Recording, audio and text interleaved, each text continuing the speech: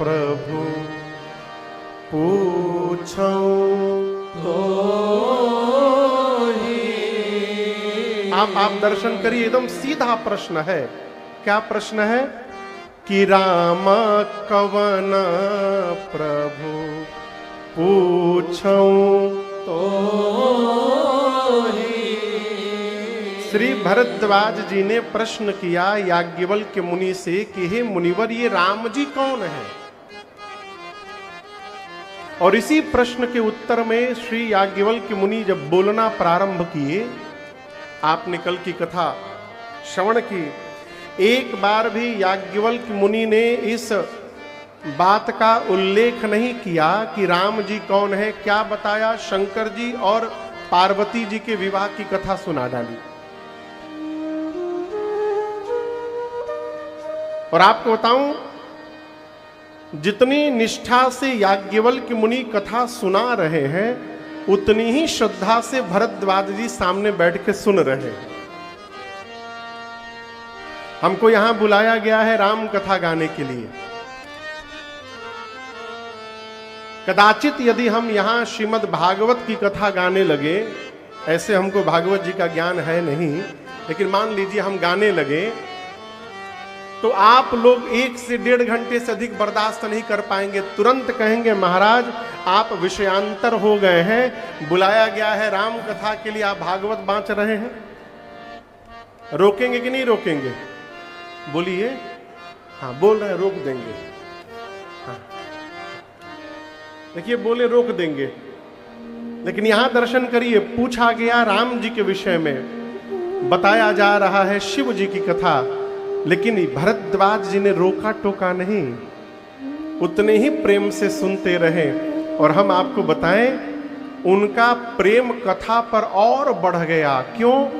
ये सोचने लगे, जब शिव कथा सुना रहे हैं तो इतना आनंद प्राप्त हो रहा है, जब ये मेरे रघुनाथ जी की कथा सुनाएंगे तो कितना आनंद बरसेगा, इसकी कल्पना करके प्रेम बढ़ गया। बाबा कहते हैं, शंभु चरित सुने सरस सुहावा,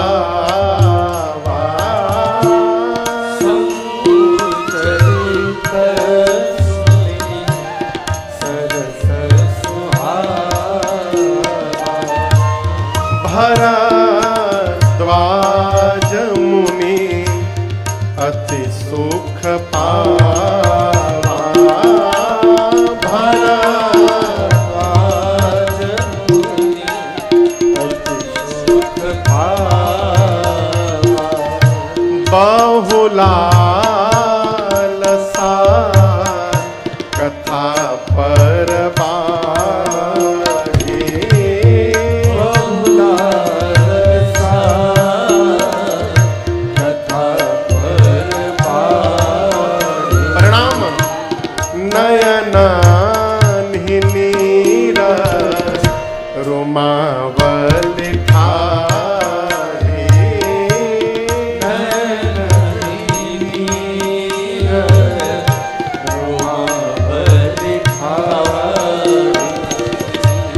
प्रेम विवश मुख आवन बानी, प्रेम विवश मुख आवन बानी, दशा देखी हर से मुनि ज्ञानी,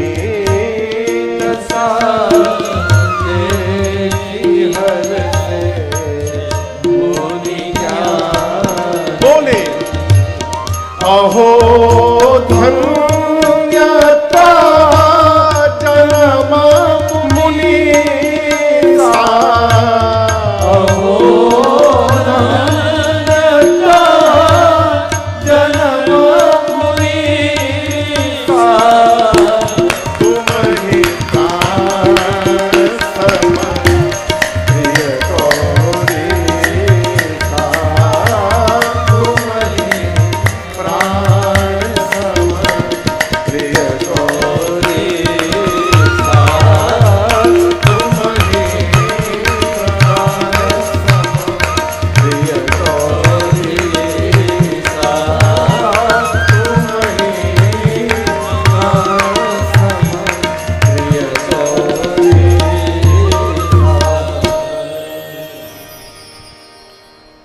गोस्वामी जी कहते हैं शिव चरित्र को सुनकर भरद्वाज जी को बहुत सुख मिला।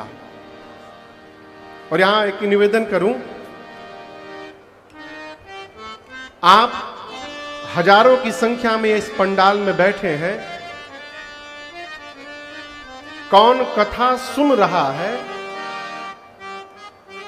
और कौन सुनाने आया है कि हम कथा में गई रहनी, हाँ, ये सब हमको पता चलता है। क्यों जानते हैं? चेहरा सब बतावत है कि कौन सुन रहा है कि कौन टाइम पास कर रहा है। ये जो चेहरा है सब बताता है। यहां दर्शन करिए, सामान्यतः प्रवाह जो होता है ऊपर से नीचे आता है कि नीचे से ऊपर जाता है? बोलिए, प्रवाह ऊपर से नीचे आता है कि नीचे से ऊपर जाता है? ऊपर से नीचे जाता है। हम कथा सुना रहे हैं इसलिए ऊपर बैठे हैं, आप सुन रहे हैं इसलिए नीचे बैठे। क्यों? प्रवाह ऊपर से नीचे जाता है, लेकिन भक्ति का प्रवाह नीचे से ऊपर की ओर जाता है। जब जीवन में भक्ति का प्रवाह चढ़ेगा ना, तो ऊपर से नीचे नहीं जाएगा, नीचे से ऊपर जाएगा। कैसे? दर्शन करिए। बाबा कहते हैं भरद्वाज जी जब शिव कथा सुने तो शरीर में क्या बदलाव हुआ? बहुलालसा कथा पर कथा पर प्रेम और बढ़ा। पहले शरीर के एक एक रोम पुलकित हुए, शरीर का एक एक रोम पुलकित हुआ, प्रवाह और ऊपर बढ़ा, गदगद गिरा, वाणी अवरुद्ध हो गई और ऊपर बढ़ा, नयन बह नीरा, नेत्र से झरझर अश्रु बहने लगा। यहां समझिएगा, आप कहीं भोजन करने जाइए, कैसन बना रहला? अरे अमृत बना रहला, इतना बढ़िया स्वाद रहला, हम का बताई। आप उसकी व्याख्या कर सकते हैं। किसी के घर जाइए, कैसा लगा? बड़ा सुख मिला हो, एसी के कमरा में सुतल रहनी हो, बड़ा आनंद मिला, आप उसकी व्याख्या कर सकते हैं। लेकिन जब वास्तव में भगवत आनंद की प्राप्ति हो जाएगी तो आप उस आनंद को बताने लायक बचेंगे ही नहीं। ये बतिया बुझाता हमार है? जीवन में भगवत आनंद प्राप्त हो जाए तो उस आनंद ही वही है जिसको बताया न जा सके, और जिसको बताया जा रहा है वो आनंद हो ही नहीं सकता है। क्यों? आनंद अव्याख्य है, अपरिभाषित है। कहो, आनंद अनुभव करने के लिए है, आनंद बताने के लिए नहीं है। हम जब नए नए कथा क्षेत्र में आए थे ना, और जब दिल्ली हरियाणा की तरफ कथा करने जाते थे, हर कथा में 4-5 लोग भेटा जाए, याद है ना? लोग कहते थे महाराज हमको हनुमान जी दर्शन दे दिए हैं। हम सोचते थे कैसे दर्शन मिल गया होगा उनको। हमारे पिताजी को शंकर भगवान दर्शन दिए थे, लेकिन हम ये नहीं समझ पाए कि हनुमान जी और शंकर जी का दर्शन करने के बाद भी हम माया में लिपटे हुए हैं और 99 को 100 बनाने में लगे हैं, तो हम दर्शन क्या प्राप्त किए हैं? आप समझ रहे हैं इस बात को? इस ध्यान से समझिएगा। जिसको भगवान दिखाई दे जाएंगे वो बताने लायक बचेगा ही नहीं। भगवत दर्शन हो जाने के बाद जीव पागल हो जाएगा, पगला जाएगा। और एक बात समझिएगा, बिना पगलाए भगवान मिलने वाले भी नहीं है। बिना पागल हुए भगवान मिलने वाले नहीं है। आनंद को बताया नहीं जा सकता है। हो शब्द समाप्त हो जाते हैं, तब नेत्र से झरझर अश्रु प्रवाह होने लगता है। ये भगवत आनंद का स्वरूप है। और ये सारे के सारे लक्षण श्री भरद्वाज जी के शरीर में घटित हुए। गदगद गिरा नयन बह नीरा है। सामने देखिए, हम आपको कथा सुनाने आए हैं। कल जब यहां से हम गए ना, तो रास्ते में चर्चा हो रही थी। ये 5वीं बार कथा हो रही है यहां पर। इसके अलावा भी महापुरुषों की भूमि है। दरदर मुनि भृगु जी का क्षेत्र है। गंगा जी, यमुना और सरजू जी का मध्य भाग है। तो ये धरा तो वैसे ही पवित्र और पुण्यशाली है। कल कथा में 3 बार व्यवधान हुआ ना, 5-5 मिनट 10-10 मिनट के लिए। उसके बाद ये पंखा कूलर सब बंद कर दिया गया, हमरो बंद हो गई रहे। आप इस भ्रम में न रहिएगा कि महाराज जी बढ़िया बढ़िया चकाचक एसी में बैठे थे, हम लोग गर्मी में बैठे थे। हमार पहले ही बंद हो गई रहे। मैं कह रहा था कि देखिए यहां के लोगों में कितनी कथा के प्रति श्रद्धा है कि 3 बार व्यवधान हुआ, 10-10 मिनट अंधेरा रहा, कथा नहीं हुई। उसके बाद पंखा कूलर सब बंद हो गया, उसके बाद भी लोग गर्मी में बैठे रहे, कथा छोड़ के नहीं गए। ये आपकी श्रद्धा है। कथावाचक के सामने यदि रसिक श्रोता प्राप्त हो जाए तो वक्ता को कथा गाकर जितना आनंद नहीं मिलता, उससे अधिक आनंद श्रोता की दशा को देख करके प्राप्त होता है। भरद्वाज जी की भाव भंगिमा देखकर याज्ञवल्क्य मुनि बोल पड़े, क्या? अहो धन्य तव जन्म मुनि सा, अहो धन्य तव जन्म मुनि सा, तुम्हि प्राण समप्रिय गौरी सा, तुम्हि प्राण समप्रिय गौरी सा, तुम्हि प्राण समप्रिय गौरी सा। श्री भरद्वाज जी की दशा देखकर बोल पड़े याज्ञवल्क्य मुनि, हे भरद्वाज जी आप धन्य हैं। अहो धन्य तव जन्म मुनीषा, हे मुनिवर आपका जन्म धन्य है, आपका जीवन धन्य है। देखिए हमको आपको मानव का शरीर प्राप्त हुआ है, ये सौभाग्य है। उसमें भी उत्तर प्रदेश में शरीर प्राप्त हुआ है, ये परम सौभाग्य है। क्यों कह रहा हूं? राम जी भी जब अवतार लेते हैं तो कर्नाटका में जाके नहीं लेते, कहां लेते हैं? जोर से बोलिए। अरे आपन बड़ाई होके तो जोर से बोले के चाहिए। राम जी कौन प्रदेश में अवतार लेते हैं? उत्तर प्रदेश में। कन्हैया किस प्रदेश में अवतार लेते हैं? उत्तर प्रदेश में। काशी कौना प्रदेश में है? प्रयाग कहां है? अभी अलग हो गया, पहले हरिद्वार कहां था? उत्तर प्रदेश। और तो और कलयुग के 4थे चरण में जब परमात्मा कल्कि अवतार लेंगे वो भी उत्तर प्रदेश के मुरादाबाद जिला में लेंगे, संभल में। तो एक तो मानव का जीवन मिला, ये परम सौभाग्य। मानव के जीवन में भी भारत में जन्म मिला, ये अति सौभाग्य। और भारत में भी कहां जन्म मिला? उत्तर प्रदेश में जन्म मिला, ये परम परम परम सौभाग्य है। लेकिन इस सौभाग्य के बाद भी जीवन को धन्य बनाना है। और ये धन्य कैसे बनेगा?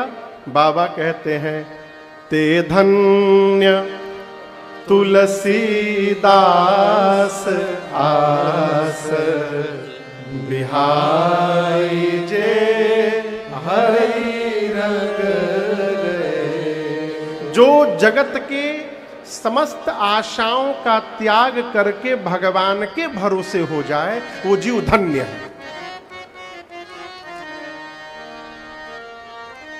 जीवन की आशाओं का त्याग करके, जगत की आशाओं का त्याग करके भगवान के भरोसे हो जाए वो जीवन धन्य है। मनुष्य का शरीर प्राप्त करके भगवान की भक्ति प्राप्त हो जाए वो जीवन धन्य है। ये धन्यता का लक्षण है। और ये इसको सारांश सरल न समझिएगा। कथा सुनना अलग विषय है, भक्त होना बिल्कुल अलग विषय है। आप समझ रहे हैं? जो कथा सुन रहा है अथवा जो कथा गा रहा है वो भगत है, ये आवश्यक नहीं है। इस भ्रम में न रहिएगा कि हम राम जी की कथा गाते हैं तो हम भगत हैं तो मेरा सौभाग्य, नहीं है तो रघुनाथ जी जाने। और जो कथा नहीं सुन रहा है, वो कथा में नहीं आ रहा है, वो भगत नहीं है, ऐसा भी नहीं कह सकते आप। हो सकता है उसकी कुछ विवशता हो, उसकी कुछ मजबूरी हो, उसका शरीर वहां पर हो, लेकिन उसका मन कथा पंडाल में ही लगा रहेगा। ये भक्त का लक्षण है। आसान न समझिए। अरे चलता डहा भक्ति क्रिया नहीं है। हम टीका लगा लेंगे तो भगत हो जाएंगे, नहीं लगाएंगे तो नहीं होंगे, इस भ्रम में न रहिए। भक्ति हमारे मन की अवस्था है। यदि हमारे मन में परमात्मा है, हमारे मन में भगवान है, हम टीका लगावें चाहे न लगावें, मंदिर जाएं चाहे न जाएं, हम जहां रहेंगे वही हमारे लिए मंदिर है। हम भगवान के भक्त हैं। सारांश ये कहता है, मनुष्य का शरीर प्राप्त करके जो भक्ति से पुष्ट हो गया है वो जीव धन्य है, धन्य है। मानस में कभी समय मिले, उत्तरकांड के अंत में शंकर जी ने धन्यता की सूची बताई है, कौन कौन धन्य है। देखिए, हम लोग पूरे विश्व में घूम घूम के राम कथा गाते हैं, पूरी धरती पर। ये सत्य है कि भारत से भी और अधिक साफ सुथरे देश हैं जहां पॉल्यूशन एकदम नहीं है, ये सत्य है। ये भी सत्य है कि कई देश बहुत सुंदर है, लेकिन हम आपको गारंटी के साथ कह सकते हैं कि वो देश भले साफ सुथरे हो चाहे सुंदर हो, लेकिन वो देश धन्य नहीं है। क्यों? मानस में भगवान शंकर कहते हैं, धन्य देश जहां बह सुरसरी। जिस धरती पर मां गंगा बहती है वो धरती धन्य है। जिस देश में गंगा प्रवाहित होती है वो देश धन्य है। और गंगा जी भारत के बाहर कहीं जाइएगा मिलने वाली नहीं, भारत में बहती हैं। आप धरती के किसी कोने में रहिए, गंगा स्नान करना हो तो भारत में आना पड़ेगा। हम लोग गए कथा गाने 5 साल पहले मॉरिशस भैया, तो वहां लोग कहे महाराज चलिए गंगा तालाब का दर्शन करिए। हम बोले गंगा जी तो नदी थी, तालाब कहिया बन गई? हम तो नदी जानते थे। तो गए दर्शन करने हम लोग पहाड़ के ऊपर। एक तालाब था, उसका नाम था पहले परी तालाब। भारत से गंगा जी का जल ले जाकर उसमें डाल दिया गया। वहां शंकर जी के एक लिंग की स्थापना की गई और उस तालाब का नाम गंगा तालाब बन गया। परंतु गंगा नदी केवल भारत में है? शंकर जी भी कहते वो धन धन्य है जिसकी पहली गति है, सो धन धन्य प्रथम गति जाति। धन की 3 गति बताई गई है। केतकी जी, कितनी गति? 3। पहला गति धन का है दान, दूसर का भोग, और तीसर का नाश। दान, भोग, नाश। आप नौकरी करिए, व्यापार करिए, कुछ भी करिए, जितना आपको प्राप्त हो रहा है उसका दशांश निकाल करके दान करिए। कहां करें महाराज? किसी बिटिया की शादी करवा दीजिए, कोई पढ़ नहीं रहा है उसको पढ़ा दीजिए, किसी का उपचार करा दीजिए, कहीं यज्ञ में, भोजन में, भंडारे में दे दीजिए, कहीं वृक्षारोपण करा दीजिए। ये परमार्थ के कार्य में लगाइए 10%। उसके बाद महाराज 90% को चकाचक जी जाइए। बतिया बुझाता? भगवान दिए हैं तो भगवान को भी गर्व हो कि दिया हूं तो उपयोग कर रहा है। भगवान पेट भरने के लिए दिए हैं, पेटी भरने के लिए नहीं दिए हैं। ये नहीं कि कितनो पैसा हो जाए वही नहाकर फटहा तौलिया पहन के भगवान के आगे पहुंच गए। जिस तौलिया से कपड़ शरीर पोछे वही तौलिया पहन के पहुंच गए। प्रभु संकट दूर करिए, ए जन्म में तो हो भइल दूर। जब होने के बाद भी आप फटा पहन के घूमिएगा। देखिए, मैं व्यवहारिक बात कहूं, आपका बच्चा आपके सामने फटा कपड़ा पहन के आ जाए, आप नहीं देख पाइएगा। उसी प्रकार जब आप भगवान के सामने फटा पहन के जाते हैं तो वो कैसे देख पाएंगे। दिए हैं तो चकाचक भोग करिए। जो आदमी भोग नहीं करता, न करने देता है, घरवा वाले रोज भगवान से प्रार्थना करते, प्रभु इनको उठाइए, कुंडली मार के बैठे हैं बक्सा पर। हमने ऐसे ऐसे लोगों को देखा है, मिठाई आवे तो मिठाई सड़ी जब जाए तो सड़ने के बाद चेलों को बुला कहते, बाबू ले जा, पानी से धो धो के खा लिया। अरे पहले ही दे दीजिए।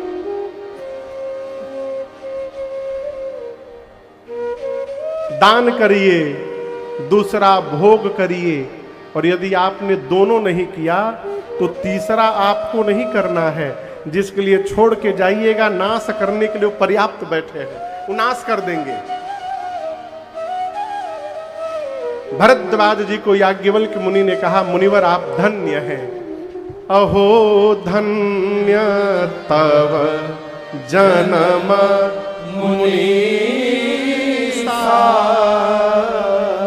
तुम ही प्राण सम प्रिय गौरी।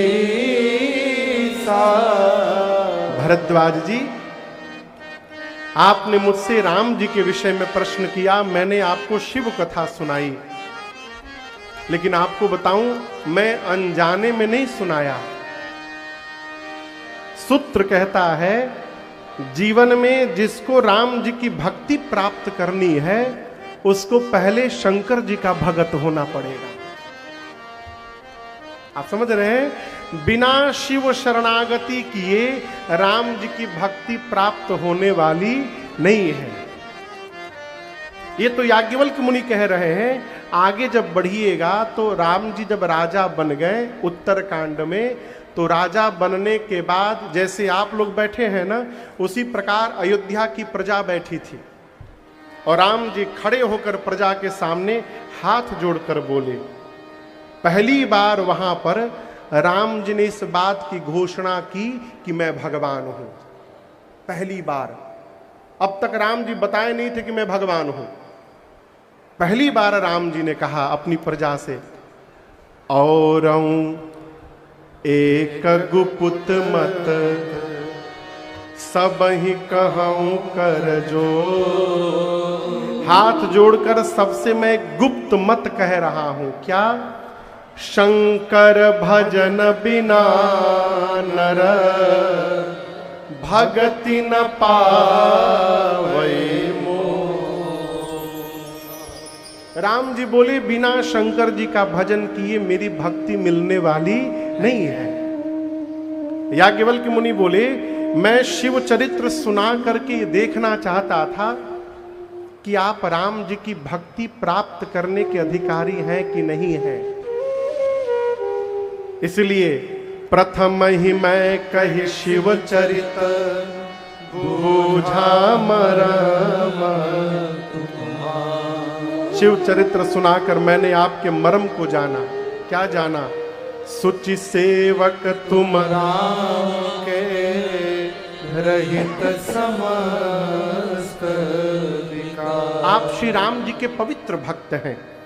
अब मैं आपको राम जी की कथा सुनाऊंगा। कल गोस्वामी जी कथा प्रयाग ले गए थे, आज याज्ञवल्क्य मुनि कथा को प्रयाग से कैलाश लेकर गए। तीसरे घाट पर कथा पहुंची। बाबा कहते हैं, परम रम्य गिरिवर कैलासो, परम रम्य गिरिवर कैलासो, सदा जहाँ शिव उमा निवासो, सदा जहाँ शिव उमा निवासो, तेह गिर पर पट बिटप विशाला, तेह गिर पर पट बिटप विशाला, नितनु नूतन सुंदर सब काला, निज नूतन सुंदर सब काला, एक बार तेहि तर प्रभु गया, एक बार तेहि तर प्रभु गया, तरो बिलो की ओर अति सुख भया, तरु बिलो की ओर अति सुख भया, निज कर दासी नागर पुछाला, निज कर दासी नागरी पुछाला, बैठे सहजनि शंभु कृपाला, बैठे सहजनि शंभु कृपाला, बैठे सहजनि शंभु कृपाला, बैठे सहजनि शंभु कृपाला। कैलाश पर्वत का दिव्य शिखर है। कौन सा कैलाश? जहां पर भगवान शिव और मां पार्वती जी का सदैव वास है। कब कब वास नहीं है, सदैव वास है। सदा जहां शिव उमा। आप कभी कैलाश पर्वत का एरियल व्यू देखिएगा, ऊपर से सैटेलाइट से जो इमेज लिया गया भैया, उसको कभी देखिएगा, आपको स्पष्ट दिखाई पड़ेगा कि कैलाश पर्वत शिवलिंग जैसा है। पर्वत है और उसके चारों तरफ जलहरी बनी हुई है। जैसे शिवलिंग में अर्घा होता है ना, उसी तरह कैलाश के चारों तरफ अर्घा बना हुआ है। और मजे की बात बताऊं आपको, अभी कुछ अमेरिका के वैज्ञानिकों ने कैलाश पर रिसर्च किया और जब सैटेलाइट के कैमरे से उसका क्लोज व्यू पिक्चर लिया गया तो उस पर यह पाया गया कि कैलाश के ऊपर पत्थर पर, दीवार पर, कैलाश पर लगभग 150 फीट लंबी लंबी मूर्तियां बनाई गई हैं। कतार से मूर्तियां बनी है। उस पूरे रिसर्च को मैंने देखा है। एक दो मूर्तियां नहीं, 10-12 मूर्तियां बनी है 150 फीट लंबी हाइट की। प्रश्न ये उठता है कि जब आज तक कैलाश पर कोई चढ़ा ही नहीं, दुनिया की सबसे ऊंची चोटी है एवरेस्ट। एवरेस्ट पर सैकड़ों लोग जा चुके हैं, परंतु कैलाश पर कोई नहीं गया। जब कैलाश पर आज तक कोई चढ़ा ही नहीं, तो उन मूर्तियों को बनाया कौन?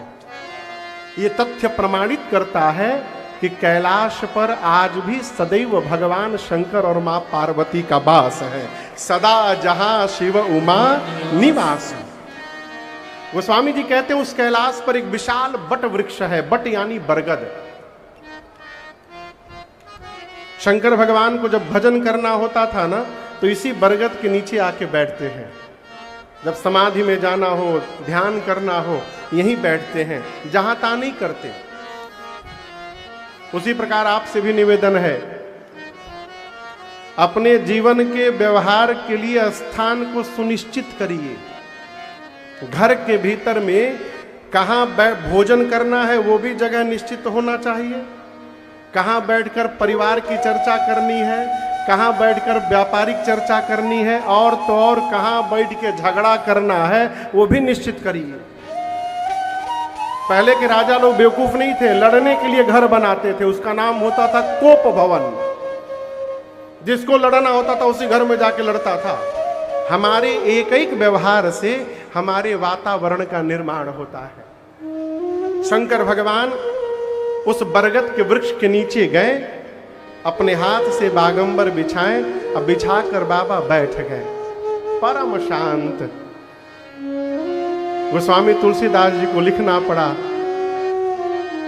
कि बैठे सोहा काम रिपु कैसे। काम रिपु, शंकर जी का नाम है काम रिपु। रिपु मने, रिपु मने शत्रु। काम यानी कामदेव, काम को भस्म करने वाले यानी काम के शत्रु। कौन? भगवान शंकर। यहां दर्शन करिए, गोस्वामी जी शंकर नाम नहीं लिखे, महादेव नाम नहीं लिखे, क्या लिखे? काम रिपु। काम रिपु शिव बैठे हैं तो कैसे लग रहे हैं? धरे शरीर शांत रस जैसे। ऐसा लग रहा है कि शांत रस ने अवतार धारण कर लिया।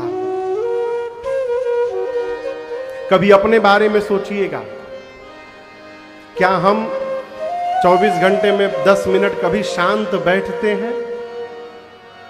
अब बैठते हैं तो शरीर शांत रहता है, क्या हमारा मन शांत रहता है? शरीर शांत रहे चाहे ना रहे, मन को शांत रखना है। मन शांत होगा तो शरीर अपने आप शांत हो जाएगा। और एक बात याद रखिएगा, जब तक मन शांत नहीं होगा तब तक जीवन में श्रेष्ठ व्यवहार नहीं हो सकता। श्रेष्ठ व्यवहार को करने के लिए इसको शांत करना पड़ेगा। ये शांत कब कब होगा? मन शांत कैसे होगा? जब हम अपने वर्तमान से संतुष्ट रहेंगे तब। बतिया बुझाता? आज में संतुष्ट रहिए। हमारे दुख का सबसे बड़ा कार्य, देखिए पंडाल में, क्षमा करिएगा जो आप लोग को नहीं बोल रहा हूं मैं, ऐसी बात सामान्य बात कह रहा हूं। नीचे वाला परेशान है कुर्सी पर क्यों नहीं बैठ रहा है, कुर्सी वाला परेशान है सोफा पर मिल जाए तो बड़ा आनंद आ जाए। सोफा वाला परेशान है कि हमरो नमुआ ऊपर चल जाए तो हमहू मंचवा पे चल जाती।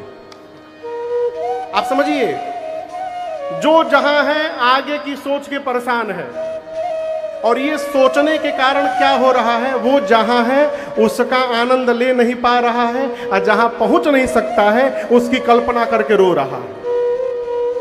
कथा कह रही है अपने वर्तमान को स्वीकारिए और उसमें संतुष्ट रहिए।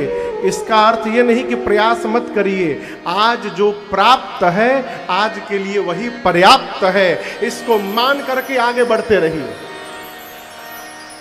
बिना संतुष्ट हुए मन शांत होने वाला नहीं है। बिनु संतोष न काम न साही, काम अछत सुख सपन हुनाही। मानस का सूत्र है ये। बाबा परम शांत होकर के बैठे हैं। पार्वती मैया ने देखा, पार्वती भल अवसर जानी, पार्वती भल अवसर जानी, गई शंभु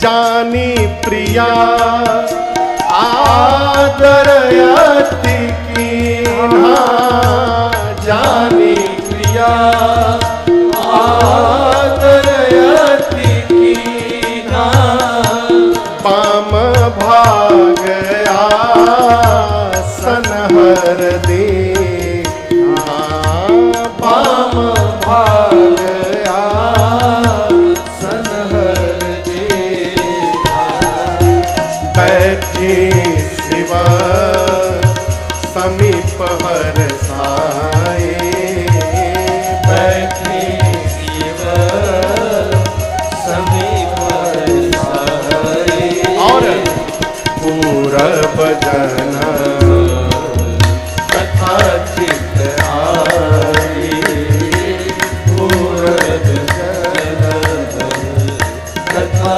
चित आई,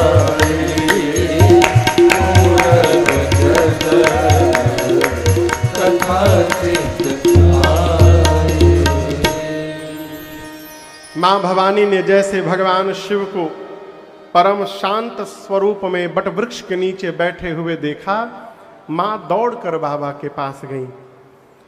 प्रिया जानकर भगवान शिव ने मां पार्वती का आदर किया है और अपने वाम भाग में बिठाया। कहां बिठाया? वाम भाग आसन हर दीन्हा। जीवन में स्थान का बड़ा महत्व है। और हम आपको एक बड़ी सूक्ष्म बात बताएं, किसी के भी आप घर जाइए ना, तो घर वाला आपको कितना प्रेम करता है अथवा किस भाव से देखता है, इसका पता कैसे चलेगा? मुंह से तो आदमी कहता है कि हम आप पर सब कुछ लुटा देंगे, बोलने में कहां कोई पीछे रह रहा है। परंतु आप किसी के घर गए, सामने वाला आपको जिस भाव से देखता है, आपको उसी प्रकार का स्थान बैठने के लिए देता है। ये बड़ा सूक्ष्म विषय है। हम जिसको बहुत प्रेम करते हैं ना, अपने जैसा प्रेम करते हैं, उसको हम अपने घर के बेडरूम में ले जाके बिठाते हैं, एकदम भीतर। जिसके साथ सामान्य प्रेम रहता है, उसको हम अपने घर के ड्राइंग में बिठाते हैं। जिसके साथ व्यापारिक प्रेम रहता है, जब ले काम बा तब ले यार बा, जिसके साथ व्यापारिक प्रेम है, उसको घर के बाहर के बैठके में बिठाते हैं। और तो और जिससे 36 का आंकड़ा हो जाए, उसके लिए तो गेटवो नहीं खोलते हैं, बाहर से पूछते बतावा का काम बा, इले सबेरे ही जा। आज पार्वती मैया गई हैं, बाबा ने अपने वाम भाग में मां को स्थान प्रदान किया। वाम भाग आसन हर दीन्हा। मेरी मां गदगद हो गई, प्रसन्न हो गई मां। शंकर जी ने कहा, देवी आप कुछ कहना चाहती हैं?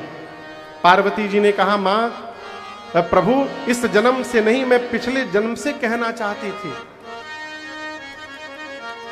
आप तीनों लोक के स्वामी हैं, आप मेरे भी स्वामी हैं, पूरा चराचर जगत आपकी सेवा करता है नाथ। यदि आप सत्य में इस पार्वती को अपने चरणों की दासी मानते हैं नाथ, तो कृपा करिए आज आप मेरे भ्रम को समाप्त कर दीजिए। क्या समाप्त कर दीजिए? जोर से बोलिए, भ्रम। शंकर जी बोले आपको भ्रम है, पार्वती बोली इस जन्म का नहीं है, ये पिछले जन्म वाला भ्रम है प्रभु।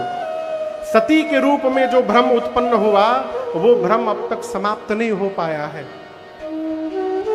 शंकर जी ने पूछा आपको भ्रम क्या है? मां कहती है, नाथ मुनि लोग, महात्मा ये कहते हैं कि राम जी ब्रह्म हैं। शेष नारायण सरस्वती वेद पुराण सब राम जी की महिमा का गुणानुवाद करते हैं। जिस दिन से विवाह करके आई हूं, मैंने आपको एक ही कार्य करते देखा है। आप दिन रात हाथ में माला लेकर आदर पूर्वक राम राम राम राम जपते हैं। मेरा प्रश्न है, आप सभी लोग जिस राम की चर्चा करते हैं, ये राम जी अयोध्या वाले महाराज दशरथ के आंगन में खेलने वाले राम है कि कोई दूसरे राम है?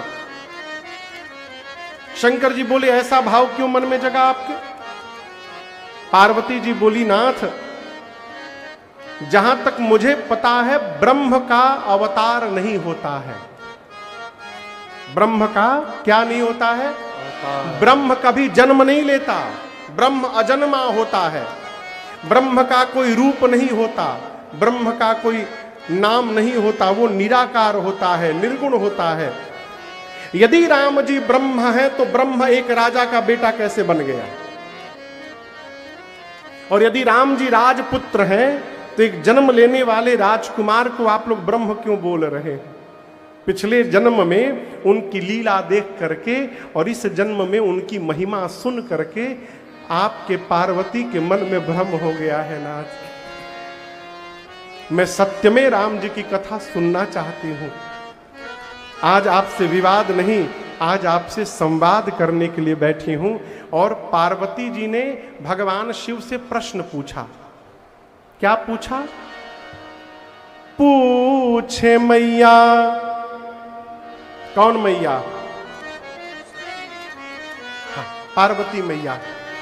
पूछे मैया शैल कुमारी कथा कहिए भो हर हिय राम चरित सब आन। आपको एक बड़ी गूढ़ बात मैं बताऊं।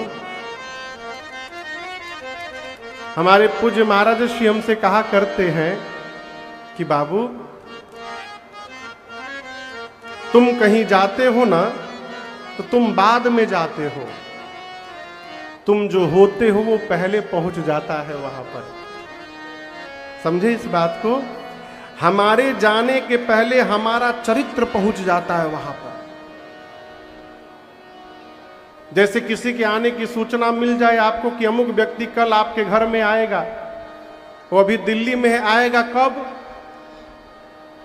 कल आएगा, लेकिन उसका चरित्र पहले पहुंच गया है। जैसे आप नाम सुनेंगे, अरे वो हमारे घर आ रहे हैं, वो तो साधु हैं, आनंद की वर्षा होगी। वो अभी दिल्ली में है लेकिन उसकी साधुता बलिया आ गई। किसी दुष्ट के आने की सूचना मिल जाए तो वो भी आए चाहे ना आए, उसकी दुष्टता घर में आ जाती है। ये चरित्र का प्रभाव है। मां ने जैसे राम जी के विषय में प्रश्न किया, शंकर जी के हृदय में पूरा राम जी का चरित्र आ गया।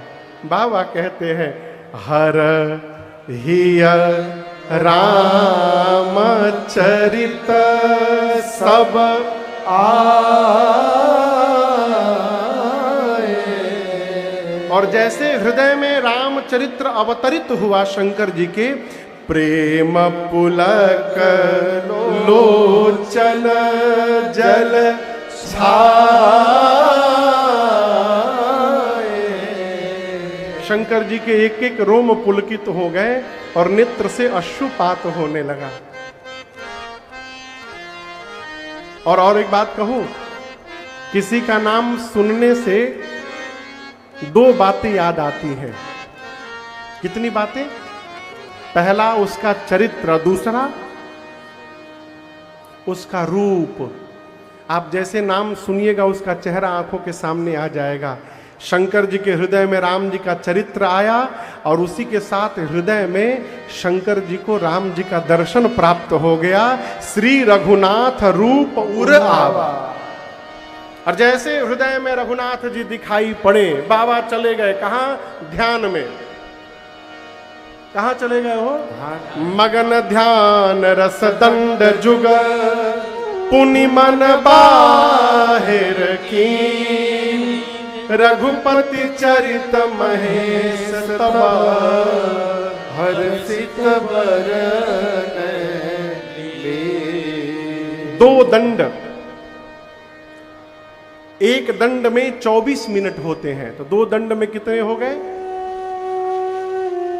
48 मिनट के लिए शंकर जी ध्यान में गए। मां पार्वती हाथ जोड़े बैठी हैं सामने।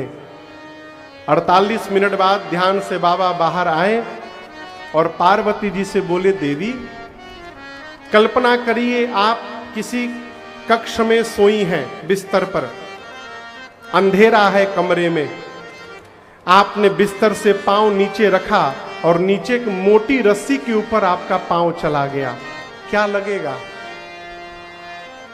रस्सी के ऊपर पांव चला जाए अंधेरे में तो क्या लगेगा? जोर से बोलिए। सांप लगेगा ना? लेकिन क्या वो सांप है? बोलिए। सांप है नहीं तो लग क्यों रहा है? क्योंकि अंधकार है, प्रकाश को नहीं देख पा रहे हैं हम। प्रकाश के अभाव में वो झूठी रस्सी ही सर्प दिखाई पड़ती है, लेकिन उसी समय प्रकाश यदि आ जाए तो सर्प का भ्रम समा